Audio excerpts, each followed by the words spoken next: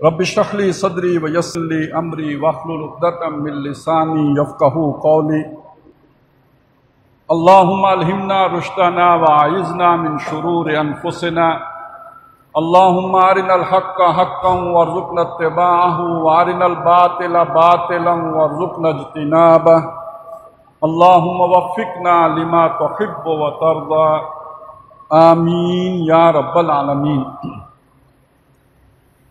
حضرات ابھی میں نے آپ کے سامنے سورہ مائدہ کی آیات 20 تا 27 تلاوت کی ہیں، اور ان آیات میں بنی اسرائیل کے تاریخ کا ایک دور بیان کیا گیا ہے، اور اس دور کا تعلق ارض فلسطین کے ساتھ ہے، جب اللہ تعالیٰ نے یہ فلسطین کا علاقہ بنی اسرائیل سے وعدہ کر لیا کہ میں نے تمہیں الاٹ کر دیا ہے، یہ تمہارا ہے، تم وہاں پہ داخل ہو جاؤ۔ آج اس پر گفتگو کرنے کی ضرورت اس لیے محسوس ہوئی کہ آپ کو معلوم ہے کہ وہ اس ارض فلسطین کا آج جھگڑا پڑا ہوا ہے۔ یہودی کہتے ہیں اس پر ہمارا حق ہے، فلسطینی کہتے ہیں اس پر ہمارا حق ہے، اور اس ریاست کو بنے اب یعنی یہودیوں کی ریاست کو بنے اب 72 سال ہو گئے، 48 میں وجود میں آئی تھی، اب 2020 ہے، تو پورے 72 سال ہو گئے ہیں اس ریاست کو بنے ہوئے۔ اس پورے عرصے میں عربوں نے یہودیوں کا حق تسلیم نہیں کیا، ان کا دعویٰ یہ تھا کہ یہاں پہ فلسطینیوں کا حق ہے، اور اب کچھ عرصے سے آپ کو نظر آ رہا ہوگا کہ اب عرب بھی اسرائیل یعنی بنی اسرائیل یعنی یہودیوں کا حق تسلیم کرنے پر آمادہ ہو گئے ہیں کہ ارض فلسطین کے اوپر فلسطینیوں سے بڑھ کر یہود کا حق ہے، اور بڑے بڑے علماء اس پر اب بات کرنا شروع ہو چکے ہوئے ہیں۔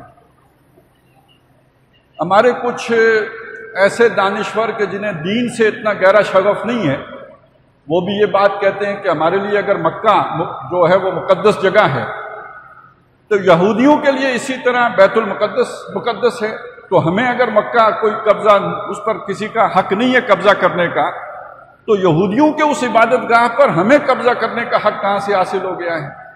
ایک دلیل ہے جو دی جاتی ہے۔ تو میں چاہتا ہوں یہ پورا پس منظر آپ کے سامنے رکھوں، اور اس سے یہ بات کھل کر سامنے آئے کہ یہ اصل مسئلہ کہ اصل حق کس کا ہے، عربوں کا ہے، یہودیوں کا ہے، فلسطینیوں کا ہے، مسلمانوں کا ہے، کس کا حق ہے؟ یہ ذرا بات تو واضح ہو جائے قرآن مجید کی روشنی میں۔ یہ جو جس جگہ پہ سورہ مائدہ میں یہ آیات آئی ہیں، اگر تاریخ بنی اسرائیل کو ذہن میں رکھیں تو یہ اس دور کا واقعہ ہے کہ جب حضرت موسیٰ علیہ السلام یہودیوں کو مصر سے نکال کر لے آئے تھے، فرعون سے انہیں فرعون کے جبر سے ظلم سے آزادی دلا دی تھی، لیکن ابھی یہ فلسطین میں پہنچے نہیں تھے، صحرائے تیس ہے جسے صحرائے سینا کہتے ہیں، یہاں سے گزر رہے تھے۔ اس اثناء میں اللہ تعالیٰ نے موسیٰ علیہ السلام کو کتاب عطا کی، کوہ طور پہ بلایا، کتاب دی، کتاب دے کر بنی اسرائیل کو ایک امت بنایا، اور امت بنانے کے بعد اللہ تعالیٰ نے موسیٰ علیہ السلام کے ذریعے سے بنی اسرائیل کو ایک حکم دیا۔ وہ حکم ہے جس کا یہاں پہ ذکر آیا، پہلے وہ پڑھ لیں پھر ہم اپنی گفتگو کا سلسلہ جوڑ لیں گے۔ وہ حکم دینے سے پہلے اللہ تعالیٰ نے بنی اسرائیل پر اپنے احسانات کا ذکر کیا ہے۔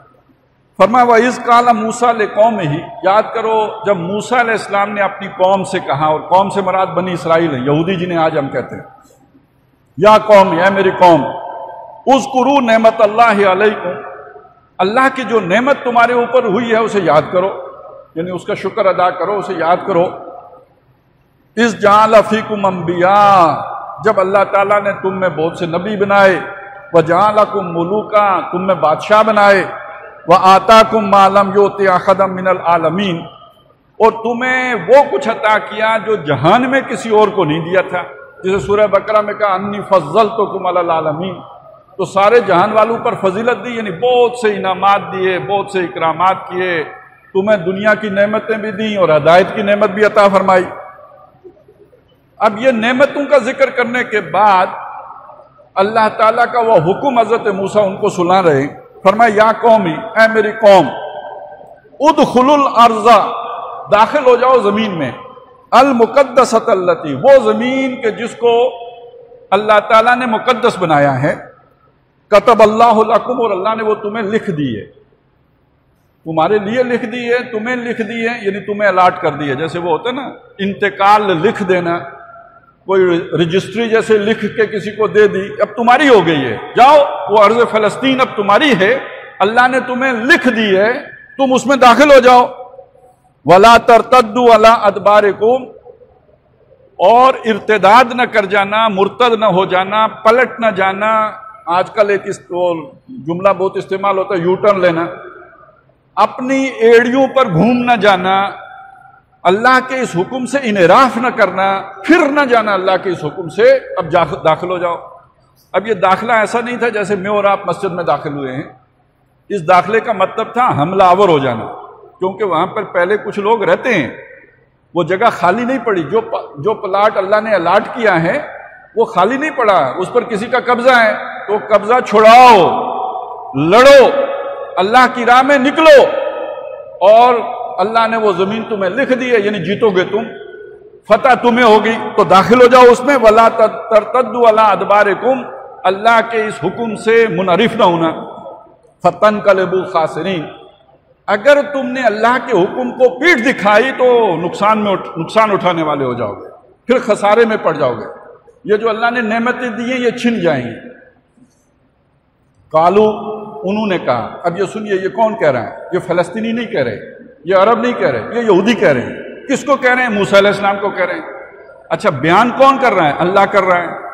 تو جو کچھ اللہ بیان کر رہا ہے وہ غلط تو نہیں ہو سکتا. اب سنیے انہوں نے خود کیا کہا اس موقع پہ. انہوں نے کہا یا موسیٰ، اے موسیٰ، ان فیہا قوما جبارین، وہ جو ارض فلسطین ہے جس میں آپ ہمیں حملہ کرنے کا حکم دے رہے ہیں، وہاں پہ ایک بڑی جبار قوم رہتی ہے، جبر والے، طاقت والے، زور والے، جبر والے، جن کے اندر قوت ہے اور ہم ان کا مقابلہ نہیں کر سکتے. ان فیہا قوما جبارین وَإِنَّا لَن نَدْخُلَهَا، اور بے شک ہم اس زمین میں ہرگز داخل نہیں ہوں گے، حَتَّى يَخْرُجُوا مِنْهَا، جب تک کہ وہ لوگ اس زمین سے نکل نہیں جائیں گے. جگہ خالی کرانا اللہ کا کام، جب وہ خالی ہو جائے گی پھر ہم اس میں داخل ہو جائیں گے. فَإِن يَخْرُجُوا مِنْهَا فَإِنَّا دَاخِلُونَ، تو اگر وہ وہاں سے نکل جائیں گے تو ہم اس میں داخل ہو جائیں گے. قال رجلان من الذين آمنوا من الذين يخافون انعم الله عليهما، کہا دو آدمیوں نے جو ان میں سے جن پر اللہ نے انعام کیا تھا، جو اللہ کا خوف رکھنے والے تھے، انہوں نے کہا ادخلوا علیہم الباب، ان پر حملہ کر دو دروازے سے. فاذا دخلتموہ، تو جب تم وہاں پہ داخل ہوگے، فانکم غالبون، تو فتح یاب تم ہی ہوگے، غالب تم ہی رہو گے. وعلی اللہ فتوکلوا، یہ ان کی ظاہری طاقت نہ دیکھو، ان کا اسلحہ نہ دیکھو، ان کا زور نہ دیکھو، ان کی قوت نہ دیکھو، اللہ پر توکل کرو. ان کنتم مومنین، اگر تم ایمان والے ہو. قالوا یا موسیٰ، انہوں نے کہا موسیٰ، انا لن ندخلها ابدا، ہم اس میں ہرگز داخل نہیں ہوں گے، کبھی بھی داخل نہیں ہوں گے. ما داموا فیہا، جب تک کہ وہ لوگ وہاں پر ہیں. فاذهب انت وربک، اے موسیٰ تو بھی جا، اپنے رب کو بھی ساتھ لے جا. فقاتلا، دونوں مل کر لڑو، جنگ کرو، قتال کرو. انا ہا ہنا قاعدون، ہم یہاں بیٹھے ہوئے ہیں. قال رب انی لا املک الا نفسی، اب حضرت موسیٰ علیہ السلام نے اللہ سے دعا کی کہ اے میرے رب، میرا کوئی اختیار نہیں، کوئی میری بات سنتا ہی نہیں، یہ میری قوم میری مانتی ہی نہیں، میرا اختیار نہیں ہے سوائے اپنی جان کے، وآخی، اور جو میرے بھائی ہیں حضرت ہارون علیہ السلام. فَافْرُقْ بَيْنَنَا وَبَيْنَ الْقَوْمِ الْفَاسِقِينَ، تو اللہ میرے اور اس قوم، ہمارے اور اس قوم کے درمیان آپ تفریق پیدا کر دیجئے، جدائی ڈال دیجئے، میں اب ان کے ساتھ رہنا نہیں چاہتا. قَالَ فَإِنَّهَا مُحَرَّمَةٌ عَلَيْهِمْ، اللہ تعالیٰ نے فرمایا یہ جو میں نے انہیں زمین الاٹ کی تھی نا، یہ اب ان پر میں نے حرام کر دیے 40 سال تک کے. اب ذرا اس بات کو ذہن میں رکھیے، میں نے یہ ساری بات آپ کو یہ بات سنانے کے لیے کہی ہے. اللہ نے الاٹ کیا، جب انہوں نے اللہ کے حکم کو پورا نہیں کیا تو الاٹمنٹ 40 سال کے لیے معطل ہو گئی. فَإِنَّهَا مُحَرَّمَةٌ عَلَيْهِمْ، تو یہ اب ان کے اوپر حرام کر دی گئی ہے 40 سنتن 40 سال تک کے لیے یتیہون فی الارض، اب یہ زمین میں ہی چکراتے پھریں گے، یعنی اسی صحرائے سینا میں گھومتے رہیں گے، منزل نہیں پائیں گے۔ فلا تأس علی القوم الفاسقین، ان فاسقوں کی قوم کا افسوس نہ کرو، یہ منزل مراد پر نہیں پہنچیں گے۔ یہ ساری تفصیل سے جو بات سامنے آئی وہ کیا ہے کہ جب اللہ تعالیٰ کوئی ارض مقدس، کوئی مقدس مقام کسی کو الاٹ کرتا ہے، الاٹ کون کرتا ہے؟ اللہ کرتا ہے۔ مرکز کس کا ہے؟ اللہ کا مرکز ہے۔ بیت اللہ کس کا گھر ہے؟ اللہ کا گھر ہے۔ اللہ نے اس گھر کا وارث کس کو بنایا ہے؟ امت مسلمہ کو بنایا ہے۔ یہ جو بیت المقدس ہے یہ بھی اللہ کا گھر ہے۔ اللہ نے ایک موقع پہ یہ الاٹ کیا بنی اسرائیل کو، جب انہوں نے اللہ کا حکم پورا نہیں کیا تو اللہ نے وہ الاٹمنٹ 40 سال کے لیے معطل کر دی کہ یہ 40 سال کے لیے حرام ہو گیا ان پر۔ یہ بات تو قرآن مجید میں آ گئی۔ اب میں کچھ تاریخ سے مثالیں آپ کے سامنے رکھتا ہوں۔ 40 سال حرام رہنے کے بعد اس دوران حضرت موسیٰ علیہ السلام کا انتقال ہو جاتا ہے۔ اسی دوران حضرت ہارون علیہ السلام بھی وفات پا جاتے ہیں۔ اب اس کے بعد بنی اسرائیل جنگ کرتے ہیں، اللہ تعالیٰ 40 سالوں کے بعد ان کو ارض فلسطین دوبارہ عطا کر دیتے ہیں، گویا وہ جو الاٹمنٹ ہوئی تھی اس پہ عمل درآمد ہو جاتا ہے۔ یہ 1020 قبل مسیح کا واقعہ ہے، جب طالوت و جالوت کی جنگ ہوئی یہ زمین ان کو مل گئی۔ پھر اس کے بعد 16 سال طالوت کے، 40 سال داؤد علیہ السلام کے، 40 سال سلیمان علیہ السلام کے، 96 برس یہ فلسطین ان کے پاس رہتا ہے۔ حضرت سلیمان علیہ السلام کے بعد ان کے بیٹوں میں تفریق ہو جاتی ہے، سلطنت 2 حصوں میں تقسیم ہو جاتی ہے۔ 721 قبل مسیح میں ایک سلطنت کا خاتمہ ہو جاتا ہے، اور 587 قبل مسیح میں یا 86 میں دوسری سلطنت بھی ختم ہو جاتی ہے۔ بخت نصر حملہ کر کے قبضہ کر لیتا ہے۔ یہ سورہ بنی اسرائیل میں پورا واقعہ درج ہے کہ جب وہ حملہ آور آئے فجاسو خلال الدیار، وہ شہروں کی خالی جگہوں میں گھس گئے۔ وَكَانَ امر اللہ مفعولا، اللہ کا یہ وعدہ پورا ہونا، وعدہ مفعولا، یہ وہ وعدہ تھا جس نے پورا ہونا ہی تھا۔ تاریخ میں ہے 6 لاکھ یہودی قتل ہوئے، 6 لاکھ غلام بنا کے وہ بیبلونیا لے گیا، عراق لے گیا۔ ایک متنفس اس نے باقی نہیں چھوڑا یروشلم میں، جس میں کل 12 لاکھ لوگ آباد تھے، ایک آدمی باقی نہیں چھوڑا۔ جو سلیمان علیہ السلام کی بنائی مسجد تھی گرا دی، ملیا میٹ، زمین بوس۔ جو تورات آئی تھی آسمان سے موسیٰ علیہ السلام کو دی گئی تھی وہ گم ہوئی، آج تک پھر نہیں ملی۔ 6 لاکھ لوگ قتل ہوئے۔ آپ سوچئے آخر نہ ابھی جو ہے نا ماس ڈسٹرکشن ویپنز ہیں، نہ کچھ ہے۔ 6 لاکھ آدمی مارنا بھی تو ایک کام ہے، مار دیے، ایک شہر میں مار دیے اور مرے۔ اور اللہ کہتے ہیں یہ بندے ہم نے مسلط کیے تھے ان کے اوپر۔ عباد اللہ نا اولی باسن شدید فجاسو خلال الدیار، وہ ہمارے بندے تھے جو ہم نے ان کے اوپر مسلط کیے، تھے کافر، تھے مشرک، اور اس وقت کی امت مسلمہ اس کے اوپر وہ قہر بن کے ٹوٹے۔ کیوں؟ اللہ کے حکم کے سے انحراف کر لیا تھا، مرتد ہو گئے تھے۔ قول سے نہیں مرتد ہوئے تھے، عمل سے مرتد ہوئے تھے۔ جب عمل جو ہے وہ ان کا جسے کہتے ہیں میں اس معیار کے مطابق نہیں رہا تو اللہ نے باہر کے حملہ آور بھیج کے ان کی ایسی تیسی پھیر دی اور یہ ان کے ہاتھ سے نکل گیا۔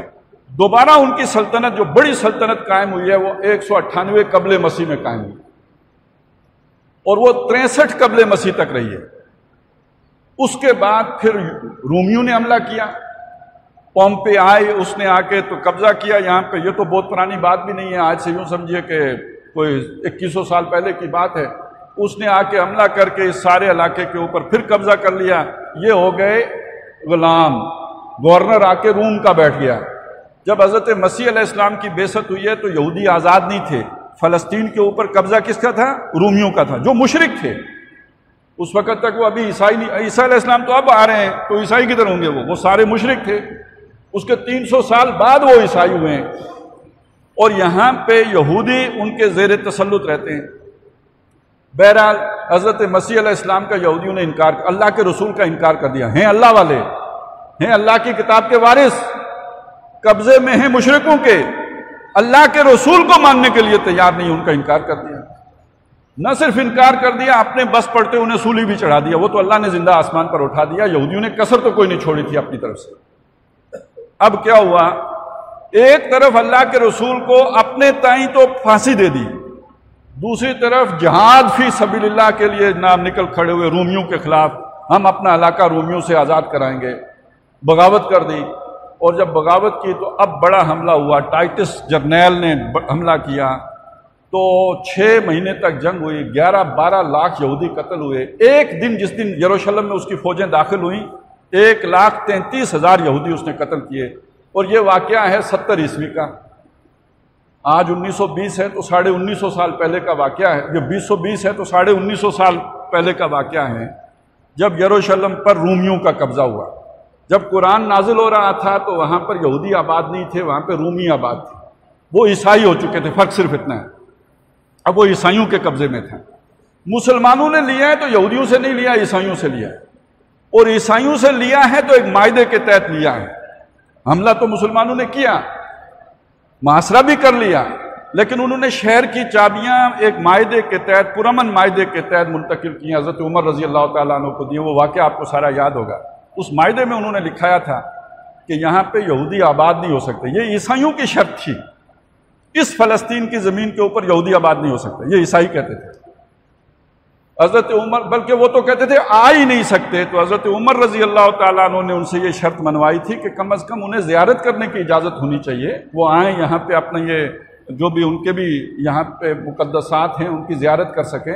تو یہ حضرت عمر نے منوایا، انہوں نے کہا یہاں پہ رہ نہیں سکتے۔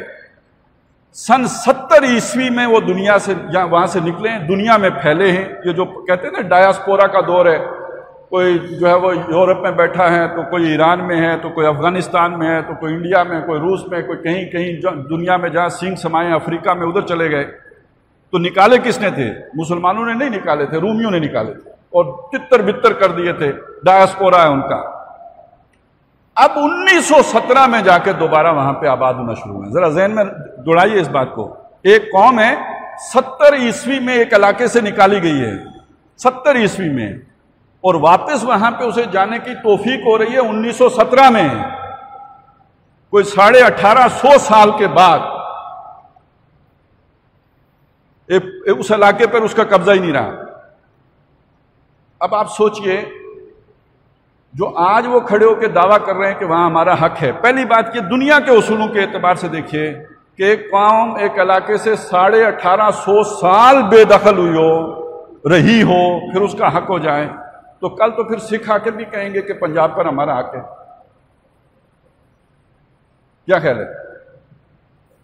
رنجیت سنگھ نہیں حکومت کرتا رہا یہاں پہ، کرتا رہے نا، تو کل آ کے پھر کہیں گے پنجاب تو ہمارا تھا نا جی، ہمارے رنجیت بابا یہاں پہ حکمران رہے ہیں، گرو نانک یہاں کے تھے، لہٰذا ہمارا حق ہے، یہاں پہ ہماری مقدس جگہ ہیں، ننکانہ صاحب ہمارا ہے، وہ ابھی ہم نے کوریڈور بھی ان کو بنا کے دیا ہے، کل وہ پنجا صاحب بھی آ جائیں گے ٹیکسلا تک، ہری پور تو تھا ہی ہری سنگھ کا، مانسیرا مان سنگھ کا سیرا ہے۔ تو اگر یہ 2000 سال کے بعد آ کے قوموں کا حق اسی طرح بنتا رہے تو پھر تو پوری دنیا میں فساد برپا ہو جائے گا، اور پھر ہمارا بھی تو حق آخر تسلیم کیا جائے نا۔ یہ سارا عرصہ جوڑیے، کتنا عرصہ بنا ہے؟ یہ جو میں 1020 قبل مسیح سے لے کے 587 قبل مسیح تک لگا لیجئے، یہ سارا مل کے کوئی 400 سال بن گئے، اور 198 قبل مسیح سے لے کے 63 قبل مسیح تک لگا لیجئے، یہ کتنے 98 اور 27 125 سال، یہ جوڑ لیجئے، 525 سال کل حکومت ہے یہودیوں کی یہ فلسطین کے اوپر۔ مسلمانوں نے تو 800 سال اسپین پہ حکومت کیا، پھر اسپین ہمیں دے دیجیے بھائی۔ آپ 525 سال ٹوٹو میں حکومت کر کے حقدار ہو گئے ہیں فلسطین کے، تو جنہوں نے مسلسل 800 سال اسپین پہ حکومت کی وہ کیوں نہیں اس کے حقدار ہوں گے؟ اگر اصول یہ ہے تو پھر یہ ہونا چاہیے۔ یہ تو خیر میں نے آپ کو دنیا داری کی باتیں کی ہیں، اب میں آپ کے سامنے بات رکھنا چاہتا ہوں، چلیں دنیا داری کے مقابلے میں ایمانداری کی بات کر دیتا ہوں۔ بات یہ ہے کہ ذرا سوچئے، آیا ارض فلسطین کسی دنیا کی دوسری جگہ کی طرح کی زمین ہے؟ دیکھیں نا، دنیا میں تنازع تو ہوتے ہیں نا، کشمیر کا تنازع ہے، ایریٹریا میں تنازع ہوتا تھا، بہت عرصہ ہو گیا سنتے آئے ہیں، وہاں بھی کوئی تنازع، کسی اور جگہ بھی تنازع ہو سکتا ہے۔ آیا فلسطین بھی ایسے ہی تنازع میں سے ایک تنازع ہے؟ تو بات اچھی طرح سمجھ لیجئے، یہ ایسا تنازع نہیں ہے۔ یہ جو علاقہ ہے یہ اللہ کا خاص علاقہ ہے، جیسے بیت اللہ ہے نا، حدود حرم ہے، حدود حرم کے اندر کی زمین باقی دنیا کی زمین کی طرح نہیں ہے. آپ مانتے ہیں نا؟ یہ بات ایمان ہے نا آپ کا اس بات کے اوپر؟ یہ اللہ کا مرکز ہے دنیا میں توحید کا. اور دوسرا بڑا مرکز کہاں پہ ہے توحید کا؟ یہ ابراہیم علیہ السلام نے یہ دو مراکز بنائے تھے نا، ایک حجاز میں اور دوسرا فلسطین میں. تو یہ در حقیقت ان کا تعلق، ان کی نسبت کسی قوم کے ساتھ نہیں ہے، ان کی نسبت اللہ تعالیٰ کے ساتھ ہے. چنانچہ قرآن مجید میں اس ارض فلسطین کے بارے میں الذی بارکنا حولہ کے بھی الفاظ آئے ہیں، اور یہاں پہ الفاظ آئے ہیں المقدسۃ التی، وہ زمین جس کو ہم نے مقدس کر دیا. یعنی باقی زمین اور طرح کی زمین ہے، ارض فلسطین اور طرح کی زمین ہے. سورہ بنی اسرائیل کے شروع میں فرمایا سبحان الذی اسری بعبدہ لیلا من المسجد الحرام الی المسجد الاقصی الذی بارکنا حولہ، وہ زمین کے جس کے ماحول کو ہم نے بابرکت بنایا. یہ عام زمین نہیں ہے. میں مثال آپ کے سامنے یوں رکھوں، جیسے یہ ملک ہے ہمارا پاکستان، یہ ہمارا ملک ہے. اس پاکستان کے اوپر امریکہ کا ایک سفارت خانہ بھی ہے ہمارے زمین پر، لیکن سفارت خانہ امریکہ کا ہے، انڈیا کا بھی ہے اور ملکوں کا بھی ہے. زمین ہماری ہے، لیکن جو زمین ہم نے سفارت خانے کو دے دی وہ حصہ وہاں پہ قانون کس کا نافذ ہوگا؟ امریکہ کا. وہ ہمارا قانون نہیں نافذ ہوگا وہاں پہ. جب ایک آدمی ہمارا مجرم امریکی سفارت خانے کے دروازے سے اندر چلا جائے گا گویا وہ امریکہ پہنچ گیا. اب امریکی سفیر کی مرضی ہمارے حوالے کرے یا اسے امریکہ بھیج دے، ہم اسے نہیں، اس پر ہمارا حکم نہیں لاگو ہوگا جب تک کہ وہ ہماری زمین پر دوبارہ قدم نہیں رکھے گا. اسی طرح سمجھ لیجئے بیت اللہ شریف ہو یا بیت المقدس ہو، یہ اللہ کے سفارت خانے ہیں زمین کے اوپر. یہ توحید کے مراکز ہیں، یہ اللہ کے گھر ہیں، اور اللہ کے یہ گھر الاٹ ہوں گے اللہ کے نمائندے کو، اللہ کے سفیر کو. اور اللہ کا آخری سفیر کون ہے؟ موسیٰ علیہ السلام یا عیسیٰ علیہ السلام یا محمد الرسول اللہ صلی اللہ علیہ وسلم؟ تو جناب یہ محمد الرسول اللہ اللہ کے آخری سفیر ہیں، اور اس نسبت سے زمین کے اوپر وہ تمام مقدسات اور تمام تبرک والی چیزیں جو اللہ سے نسبت رکھتی ہیں وہ در حقیقت اس کے کسٹوڈین محمد الرسول اللہ ہو گئے صلی اللہ علیہ وسلم. اگر یہ بات سمجھ میں آئی ہے تو وہ واقعہ سمجھ میں آئے گا. اللہ تعالیٰ کا فیصلہ تھا محمد الرسول اللہ کو آسمان پر لے جانے کا، معراج کا بڑا مشہور واقعہ ہے. اس زمین کے اوپر سب سے مقدس جگہ بیت اللہ ہے جہاں پہ حضور رہتے تھے مکے میں. تو آسمان پہ جانا تھا تو مکے سے جانا چاہیے تھا نا. اللہ تعالیٰ نے وہاں سے چلایا، لے گئے مسجد اقصی ارض فلسطین، اور ارض فلسطین سے اٹھا کے آسمان پر لے کے گئے. یہ زمینی سفر کیوں کروایا اللہ نے؟ سورہ بنی اسرائیل میں آسمانی سفر کا ذکر ہی نہیں ہے. جو اللہ نے ذکر کیا وہ زمینی سفر کا ذکر کیا. سبحان الذی اسری بعبدہ لیلا من المسجد الحرام الی المسجد الاقصی. یہ مسجد اقصی کہاں ہے؟ یہ ارض فلسطین میں ہے. تو اللہ وہاں پہ کیوں لے گئے؟ کہا لنریہ من آیاتنا، تاکہ ہم اسے اپنی نشانیاں دکھائیں. کیا نشانیاں دکھائیں ہمیں نہیں معلوم، لیکن جو نشانی ہمیں معلوم ہے، جو بتائی گئی، حضور صلی اللہ علیہ وسلم نے خود بتائی. وہ نشانی کیا ہے؟ کہ اس مسجد اقصی میں محمد الرسول اللہ کو مصلی پہ کھڑا کیا گیا ہے، اور باقی تمام نبی، وہ نبی کون تھے جو اس سے پہلے اس مصلی پر کھڑے ہوتے رہے، وہ سارے وہ اس مصلی کو چھوڑ کر محمد الرسول اللہ کی اقتداء میں کھڑے ہو گئے. اس کا کیا مطلب ہے؟ انہوں نے حضور کی امامت کو قبول کر لیا، یعنی اب اس مسجد کے متولی بھی محمد الرسول اللہ قرار پا گئے. اب اس اعتبار سے دیکھیں کہ حضور کے جانے کے بعد اس کی تولیت کس کے پاس جائے گی؟ حضور کی امت کے پاس جائے گی. قرآن کا وارث کون بنایا اللہ نے؟ کس کو بنایا؟ اللہ کا کلام ہے نا، محمد الرسول اللہ پہ اترا ہے نا. محمد الرسول اللہ کے بعد اس کتاب کا وارث اللہ نے کس کو بنایا؟ مسلمانوں کو بنایا. ثم اورثنا الکتاب الذی نصطفینا من عبادنا، پھر ہم نے اپنی کتاب کا وارث بنا دیا اپنے بندوں میں سے ان کو جن کو ہم نے چن لیا، جن کو ہم نے مصطفیٰ کر لیا، امت مصطفیٰ ہو گئے، جو ان کو اپنی کتاب کا وارث کر دیا. تو محمد الرسول اللہ کی ہر وہ شے جس کا تعلق ہدایت کے ساتھ ہے، جس کا تعلق اللہ کی نسبت سے ان کے ساتھ جڑا ہے، اس کا وارث حضور کی امت ہو گئی۔ اس روشنی میں آپ دیکھیں تو بیت المقدس کا مسئلہ عربوں کا مسئلہ نہیں ہے، بیت المقدس کا مسئلہ فلسطینیوں کا مسئلہ نہیں ہے، بیت المقدس کا مسئلہ امت مصطفیٰ کا مسئلہ ہے۔ یہ میں نے اتنی تفصیل آپ کے سامنے کیوں رکھی؟ آج اسے عربوں کا مسئلہ بنا کے پیش کیا جا رہا ہے، آج اسے فلسطینیوں کا مسئلہ بنا کے پیش کیا جا رہا ہے۔ یہ مغالطہ ہے بھائیو، یہ دجل ہے، یہ فریب ہے جو ہمارے حکمران ہمیں دے رہے ہیں۔ دو ریاستی حل، یہ دو ریاستی حل کیا ہے؟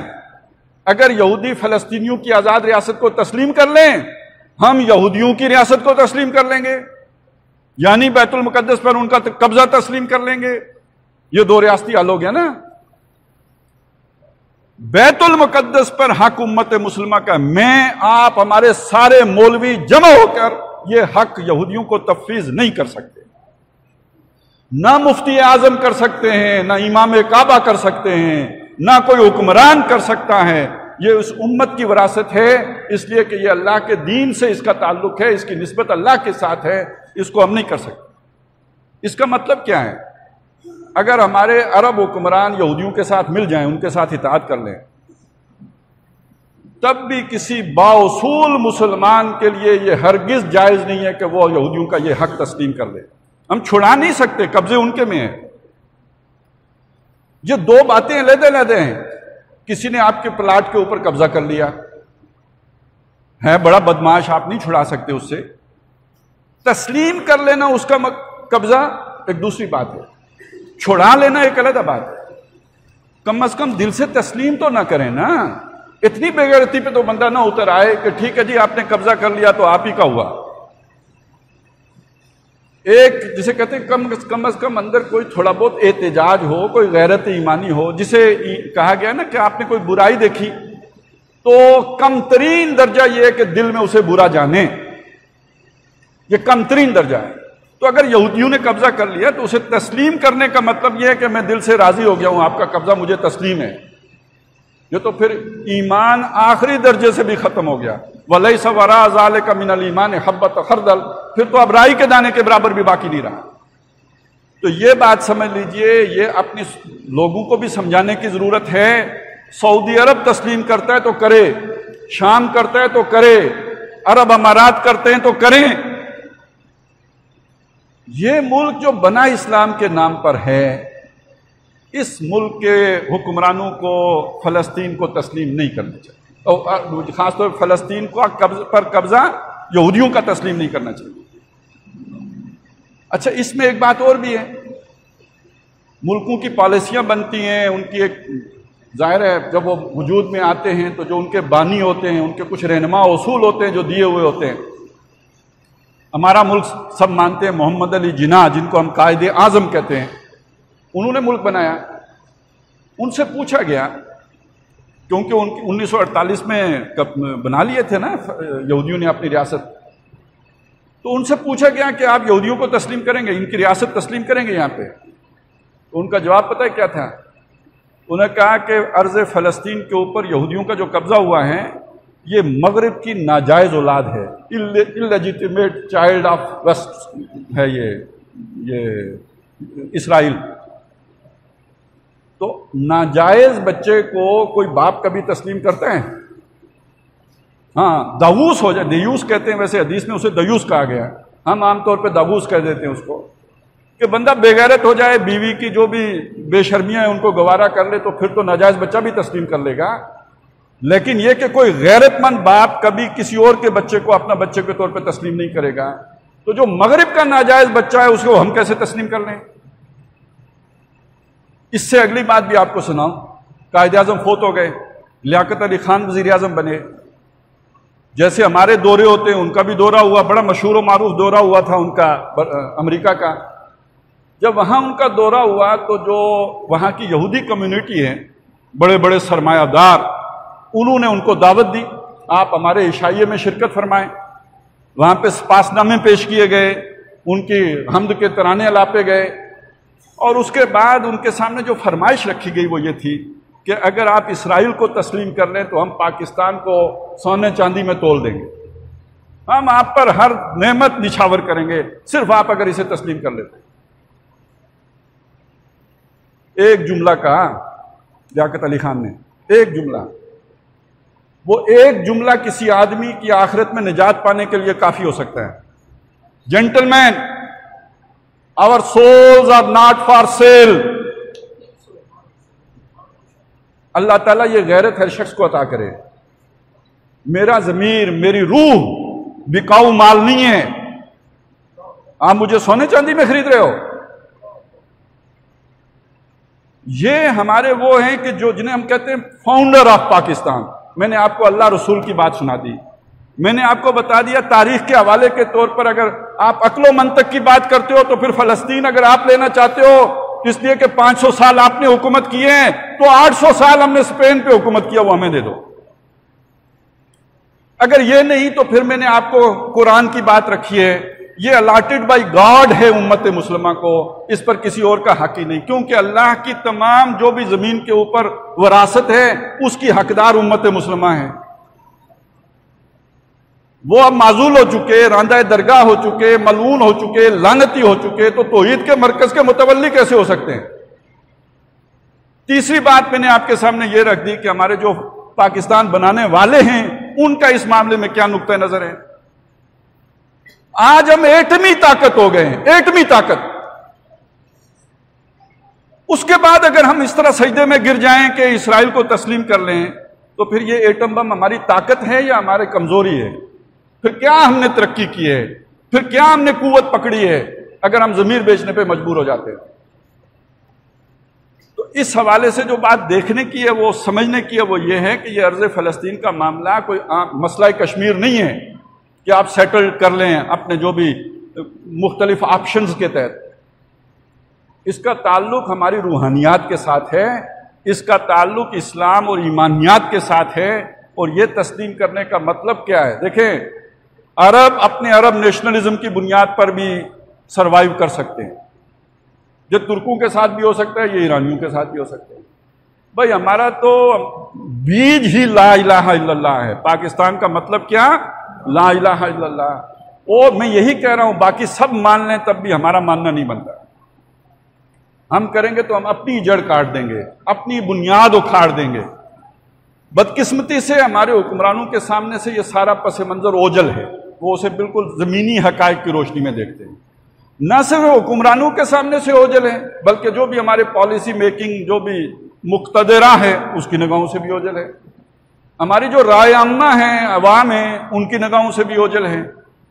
ہم اسے دیکھتے ہیں عرب اسرائیل مسئلے کے طور پر، ہم اسے دیکھتے ہیں فلسطین یہودی مسئلے کے طور پر۔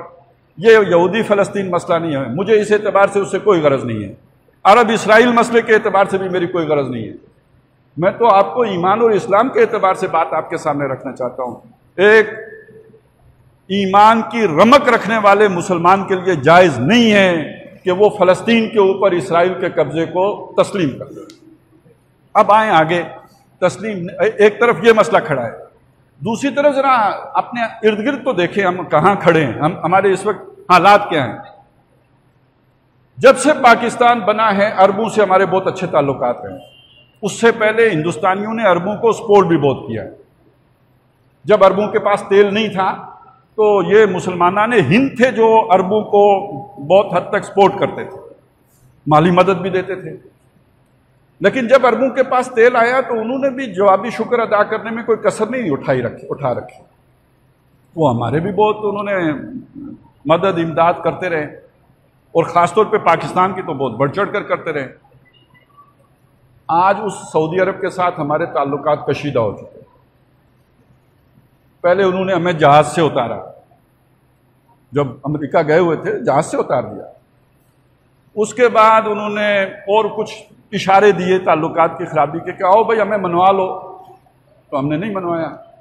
پھر انہوں نے کہا جی وہ 3 ارب میں سے 1 ارب ڈالر تو واپس دو۔ ہم نے کہا یہ لو، گویا منہ پہ مارے۔ اب سننے میں یہ آ رہا ہے کہ 60 لاکھ جو پاکستانی وہاں پہ کام کر رہے ہیں اب ان کی چھٹی ہونے والی ہے۔ بہرحال اشارے یہی ہیں کہ تعلقات میں خرابیاں آ رہی ہیں۔ سی پیک کا ایک بہت بڑا پارٹنر سعودی عرب بھی ہے، وہ لوگوں کو پتہ نہیں ہے، اس لیے کہ سی پیک صرف چائنا سے مصنوعات کی جو ہے نا وہ ترسیل ہی تو نہیں ہے نا، را مٹیریل کا چائنا کی طرف جانا بھی تو ہے، اور سب سے بڑھ کر انرجی کا معاملہ اور تیل ہے، تیل گیس ہے، تو وہ تو سعودی عرب ہی سے آنی تھی۔ بلوچستان جو ہے گوادر، وہ تو وہیں پہ ساری وہ لگنی تھی ریفائنریاں، اور وہاں سے ریفائن ہو کے اسی سی پیک منصوبے کے تحت انہی سڑکوں سے گزر کے واپس چائنا جانا تھا۔ تو اگر سعودی عرب سے گڑبڑ ہو جاتی ہے تو آدھا سی پیک تو ویسے ہی چلا جاتا ہے۔